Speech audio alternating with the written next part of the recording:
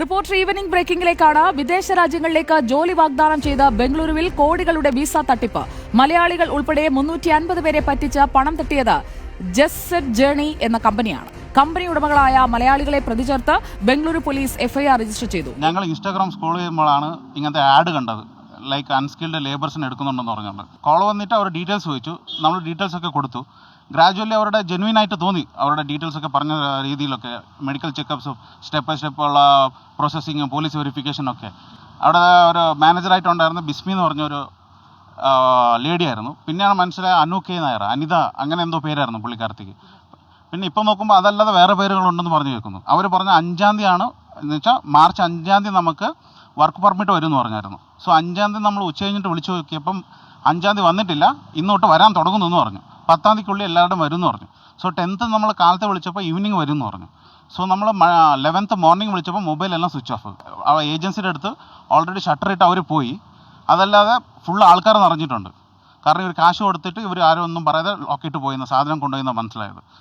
AP Nadeera നമുക്കൊപ്പം. AP Nadeera, വിദേശത്ത് ജോലി വാഗ്ദാനം ചെയ്തുകൊണ്ടുള്ള തട്ടിപ്പുകൾ ഇങ്ങനെ പെരുകി വരുന്നതിനിടയിൽ ബംഗളൂരുവിൽ നടന്ന ഈ തട്ടിപ്പിന്റെ ഒരു ഉള്ളടക്കം എന്താണ്? എങ്ങനെയാണ് ഈ 350 പേർ തട്ടിപ്പിനിരയായത്?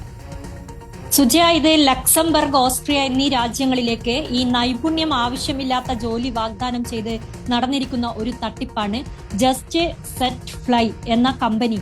അത് പ്രവർത്തിക്കുന്നത് രാമമൂർത്തി നഗറിലാണ്. അവിടെയാണ് ഉദ്യോഗാർത്ഥികളെ വിളിച്ച് അവിടെ നിന്ന് ടെലികോളർ വഴി ഉദ്യോഗാർത്ഥികളുമായി സംസാരിച്ചാണ് പണവും മറ്റ് രേഖകളുമൊക്കെ ഇവർ സ്വന്തമാക്കിയിരിക്കുന്നത്. 350ഓളം പേരാണ് ഈ കമ്പനിയുടെ പറ്റിപ്പിന് ഇരയായിരിക്കുന്നത്. ഇതിൽ കൂടുതലും മലയാളികളാണെന്ന് തന്നെ പറയാം. ഇവരെല്ലാം തന്നെ ബാച്ചായി സംഘടിച്ചാണ് രാമമൂർത്തി നഗർ പോലീസിനെ സമീപിച്ചിപ്പോൾ കേസ് രജിസ്റ്റർ ചെയ്തിരിക്കുന്നത്. അതായത് മലയാളികളായ മില, വിൽസൺ റൊസാരിയോ, അഭിഷേക്, അനിൽകുമാർ, വിനേഷ് എന്നിവരെ കണ്ടാൽ അറിയുന്ന മറ്റൊരാളെയും ചേർത്ത് 6 പേർക്കെതിരെയാണ് Ramamurthy Nagar police case register ചെയ്തിരിക്കുന്നത്. ഇവർക്കെല്ലാം കഴിഞ്ഞ വർഷമായിരുന്നു ഇങ്ങനെ ഒരു കോൾ വന്നത്. ഈ ജോലി വാഗ്ദാനവുമായി ബന്ധപ്പെട്ട ഒരു റീല് കണ്ട ഉടനെ ഇവർക്കൊരു കോൾ വരികയായിരുന്നു. അങ്ങനെയാണ് ഇവരെല്ലാം ഇതിൽ ആകൃഷ്ടരാകുന്നതും ഈ ജോലിക്കായി അപേക്ഷ നൽകുന്നതും. ഇവർക്ക് PR നൽകാം, PR രേഖകൾ മാർച്ച് 10-ന് എത്തുമെന്ന് അറിയിച്ചിരുന്നു. പക്ഷേ മാർച്ച് 10-ന് ഇവരെ ബന്ധപ്പെടാൻ ശ്രമിച്ചപ്പോൾ എല്ലാ ആളുകളുടെയും ഈ കമ്പനി നടത്തിപ്പുകാരുടെ എല്ലാം മൊബൈൽ ഫോണുകൾ സ്വിച്ച് ഓഫ് ചെയ്യുന്ന സാഹചര്യമാണ് ഉണ്ടായത്. അങ്ങനെയാണ് ഇവർ കൂട്ടമായി തട്ടിപ്പിനിരയായി എന്ന് മനസ്സിലാക്കുന്നതും കൂട്ടമായി ബംഗളൂരുവിലെത്തി രാമമൂർത്തി നഗർ പോലീസിനെ പരാതി നൽകുകയും ചെയ്തിരിക്കുന്നത്. സുജയ.